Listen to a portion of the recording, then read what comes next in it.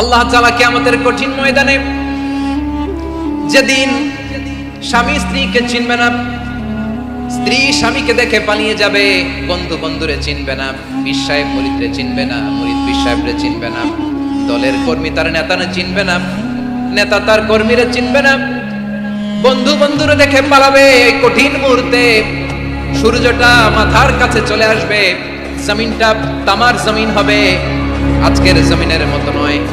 মানুষ ঘর্মাক্ত, ক্লান্ত, শ্রান্ত মাথার মগজগুলো কানের ছিদ্র আর নাকের ছিদ্র দিয়ে বেয়ে বেয়ে পড়বে।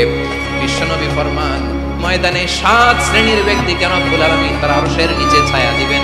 তার মধ্যে প্রথম শ্রেণীর ব্যক্তি হলো ইমামুন আদিল।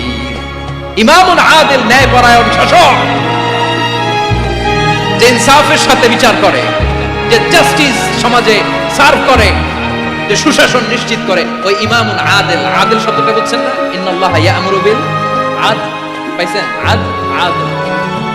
7 শ্রেণীর ব্যক্তিকে আল্লাহ তাআলা সুশীতল আরশের নিচে ছায়া দিবেন, যেদিন তার দেয়া ছায়া ছাড়া কোনো ছায়া থাকবে না। এর প্রথম